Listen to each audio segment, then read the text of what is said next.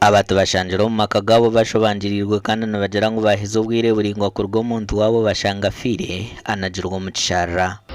Bwanyuma atakagenzera kanzira ngo umutekanirize agenda kwetebekanisa uza Kampala kuronda sente zeye yarakora mu kitongore cha Leirwe. Bwanyuma yimuka yagenda ko mushanka ibere namutekaniriza breakfast yagenda Sunday yasibayo bwayira naguma ntegereza ntaraza kwije. Abapolisi ba Casino of Crime kandi turi nabo bikiriza ngo mugenza azikwe atariho ibihandiko konkizo twatoramanya ngo ibihandiko bakabifuna mene ko twayinzira ibihandiko twayitegereza twashanga ngo ibihandiko tibirakozereki tibirabiro.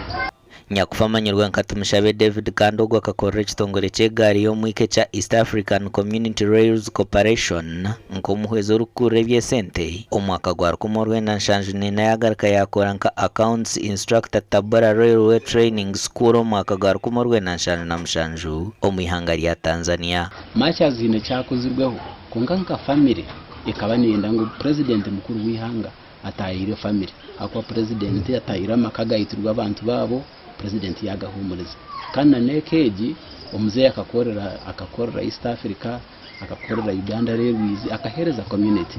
Abo bwahatana batebye ubusaso barukora bamukuru gabafero wo muntu wabo owafire kitararire. Hanyuma yo mugenzi David tumushabe kufa tukaferwa kintu cyango munonga aho kuba David tumushabe kuyashomire akatandika gukorera mu East African Railway then kuyarugira gukorera mu East African Railway ijatandika gukorera mu Uganda Railways kandi already akabari kansara wa district ya Kamwenje ya Fort Portal bahinduye yataho buryo bwonda bwo kuhindura district ejo kugiteka ngahe Kamwenje.